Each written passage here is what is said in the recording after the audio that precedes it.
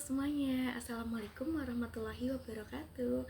Perkenalkan, nama saya Indri Fitriana dengan NIM SSI 2023-03585. Nah, di video kali ini saya akan mempresentasikan hasil pengerjaan ujian tengah semester saya untuk mata kuliah Sistem Penunjang Keputusan dengan dosen pembimbing Bapak Singgi Priandoko, SPD MKom.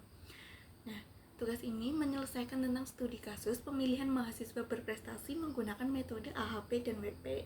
Oke, langsung saja kita mulai ke pembahasannya. Gas! Nah, untuk studi kasusnya adalah sebuah program studi yang ingin memilih mahasiswa terbaik untuk mewakili kampus pada kompetisi nasional. Ada 4 kandidat yang dinilai, yaitu Andi, Budi, Citra, dan Dedi. Nah, kriterianya yang digunakan juga sudah ditentukan, yaitu IPK, prestasi non-akademik, keaktifan, organisasi, dan jumlah pelanggaran. Nah, dari keempat kriteria tersebut, 3 kriteria pertama bersifat benefit, sedangkan jumlah pelanggaran itu bersifat cost. Oke, pada tahap pertama saya membentuk matriks perbandingan berpasangan menggunakan skala SETI. Nah, di sini juga setiap kriteria dibandingkan dengan satu sama lainnya untuk mengetahui tingkat kepentingannya. Misalnya nih ya, IPK dibandingkan dengan prestasi. Nah, memiliki nilai 3 artinya IPK lebih penting. Kemudian IPK dibandingkan dengan pelanggaran yang bernilai 7, yang berarti IPK jauh lebih penting. Nah, nilai diagonalnya pada matriks selalu 1 karena kriteria dibandingkan dengan dirinya sendiri. Nah, sedangkan nilai di bawah diagonal merupakan kebalikan dari nilai di atasnya. Misalnya 3 menjadi 1/3. Nah, hasil dari tahapan ini adalah matriks perbandingan yang akan digunakan untuk perhitungan selanjutnya. Nah, setelah matriks terbentuk, langkah berikutnya adalah menghitung jumlah masing-masing kolom. Nah, ini dilakukan supaya nanti setiap nilai bisa dinormalisasi. Nah, hasil jumlah kolomnya adalah kolom C1, 1 ditambah 1/3 ditambah 1/5 ditambah 1/7, dan hasilnya adalah 1,676. Berikutnya juga sama dengan C2 sampai C4 dijumlahkan, sehingga nanti jadi jumlah gap kolom ini menjadi dasar untuk proses normalisasi pada langkah berikutnya. Setelah jumlah kolom diperoleh, saya melakukan normalisasi matriks. Caranya adalah dengan membagi setiap nilai pada matriks dengan total kolom masing-masing. Contohnya, nilai C1 pada baris C1 adalah 1 dibagi dengan 1,676. Selanjutnya, nilai C2 pada baris C1 adalah 3 dibagi dengan 4,5333. Nah, nilai C3 pada baris C1 adalah 5 dibagi 9,333. Nah, selanjutnya nilai C pada baris C1 adalah 7 dibagi 16, yang nanti hasilnya dinormalisasi matriksnya menjadi baris C1 0,597 banding 0,662, 0,536, 0,438. Nah, baris C2 0,199, 0,221, 0,321, dan 0,311. Nah, baris C3 yaitu 0,119, 0,073, 0,107, dan 0,188. Dan baris C4 0,85, 0,44, 0,36, dan 0,063. Nah, normalisasi ini tuh penting supaya semua nilai berada pada skala yang sebanding. Oke, kita next. Langkah selanjutnya adalah menghitung bobot kriteria dengan cara mencari rata-rata pada setiap baris dari matriks yang dinormalisasi. Nah, perhitungannya seperti ini. Bobot C1 yaitu dengan nilai rata-rata dari 0,597 ditambah 0,662 ditambah 0,536 ditambah 0,438, dan hasilnya adalah 0,558. Nah, begitu juga selanjutnya C2 sampai C4. Nah, dari hasil ini terlihat bahwa IPK atau C1 memiliki bobot yang paling besar, sehingga menjadi kriteria yang paling penting dalam penilaian. Nah, setelah bobot diperoleh, saya melakukan uji konsistensi untuk memastikan penilaian dalam AHP tidak bertentangan. Nah, pertama saya menghitung nilai lambda max. Caranya adalah dengan mengalihkan matriks awal dengan vektor bobot, lalu hasilnya dibagi lagi dengan bobot masing-masing. Nah, hasil perkaliannya C1 2,359 dibagi 0,558 dan hasilnya adalah 4,227. Untuk C2 4,171, C3 4,041 dan C4 4,035. Kemudian rata-ratanya menghasilkan max 4,124. Nah, setelah itu saya akan menghitung konsistensi indeks dengan rumus C1 max dikurangi N banding N kurangi 1.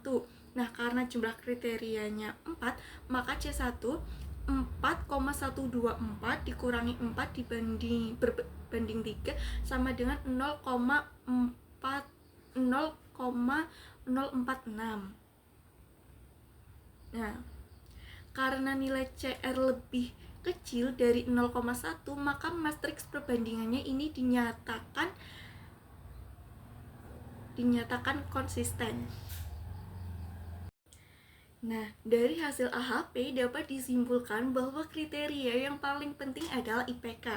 Nah, kemudian disusul dengan prestasi, keaktifan organisasi, dan yang terakhir adalah jumlah pelanggaran.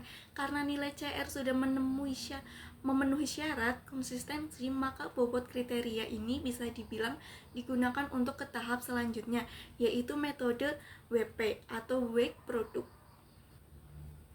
Nah, setelah bobot kriteria diperoleh dari AHP, saya menggunakan bobot tersebut pada metode WP. Nah, bobot yang dipakai adalah C1 0,558, C2 0,264, C3 0,122, dan C4 0,057. Nah, bobot ini menunjukkan tingkat kepentingan masing-masing kriteria dalam perankingan akhir. Nah, langkah berikutnya adalah menentukan mana yang termasuk benefit dan mana yang termasuk cost. Untuk benefit yaitu C1 IPK, C2 prestasi non-akademik, C3 keaktifan organisasi, dan untuk costnya adalah C4 yaitu jumlah pelanggaran. Nah, benefit kan semakin besar nilainya, nah semakin baik, sedangkan cost berarti semakin kecil nilainya semakin baik. Nah, karena C4 adalah cost, maka bobotnya harus diubah menjadi negatif. Jadi, bobot C4 adalah negatif 0,057. Tujuannya adalah agar kriteria cost memberikan pengaruh terbalik. Nah, sehingga nilai pelanggaran yang lebih kecil menjadi lebih menguntungkan. Nah, berikutnya adalah menghitung nilai S. Nah, nilai S ini diperoleh dengan mengalihkan semua kriteria yang sudah dipangkatkan bobotnya. Nah, semakin besar nilai S, semakin baik kandidat tersebut. Hasil perhitungan nilai S adalah Andi 11,180, Budi 10,830, Citra 11,7110, dan Dedi 10,020. Nah, dari sini terlihat bahwa Citra lah yang memiliki nilai S paling tinggi. Nah, setelah nilai S dihitung, langkah berikutnya adalah menghitung nilai preferensi dengan membagi masing-masing nilai S dengan total keseluruhan nilai S. Nah, total keseluruhan nilai S adalah 11,180 ditambah 10,830 ditambah 11,710 ditambah 10,020. Maka hasilnya adalah 43,740. Lalu preferensinya adalah Andi 0,0256, Budi 0,247, Citra 0,268, dan Dedi 0,229. Nah, nilai preferensi ini dipakai untuk menentukan ranking akhir. Nah, berdasarkan nilai preferensi yang tadi, maka ranking akhirnya adalah Citra dengan nilai 0,268, Andi dengan nilai 0,256, Budi dengan nilai 0,247, dan Dedi dengan nilai 0,229. Jadi, kandidat yang berada di peringkat pertama adalah Citra. Selanjutnya bagian yang terakhir yaitu C analisis. Nah, berdasarkan hasil analisis dapat disimpulkan bahwa Citra lah yang terpilih sebagai mahasiswa berprestasi.